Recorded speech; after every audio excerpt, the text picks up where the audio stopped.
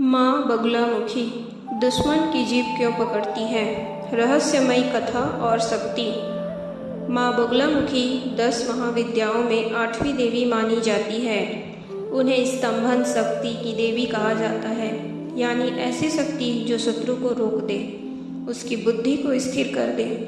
माँ का स्वरूप बहुत ही अद्भुत है। पीले वस्त्र, स्वर्णिम आभा और हाथ में गदा।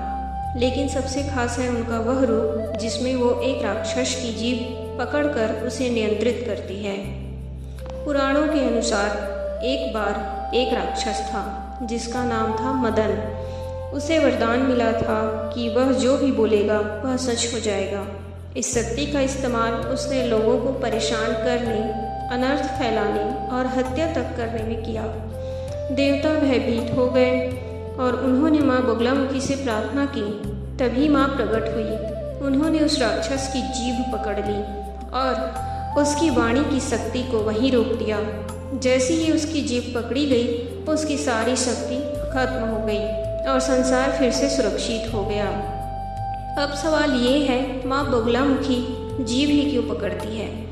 उसका उत्तर बहुत गहरा है। जीभ यानी वाणी, और वाणी ही इंसान की सबसे बड़ी शक्ति है। झूठ, अपमान, षड्यंत्र सब वाणी से ही पैदा होते हैं। माँ बगुलामुखी उस नकारात्मक वाणी को रोकती है जिससे अन्याय और विनाश फैलता है।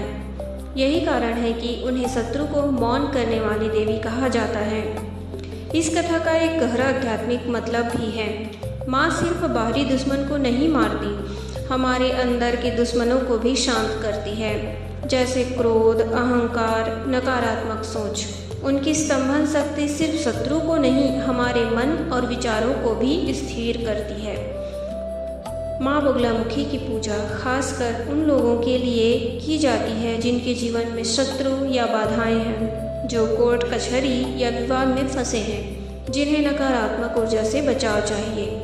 माँ की कृपा से शत्रु की बुद्धि भ्रमित हो जाती है और सत्य की जीत होती है। माँ बगुलामुखी का यह स्वरूप हमें सिखाता है कि असली शक्ति किसी को नष्ट नहीं करना है, बल्कि उसके बुरे इरादों को रोक देना है। जब भी जीवन में नकारात्मकता बढ़े, माँ बगुलामुखी का स्मरण करें और विश्वास रखें, सत्य की हमेशा जीत होती है। जय माँ बगुलामुखी।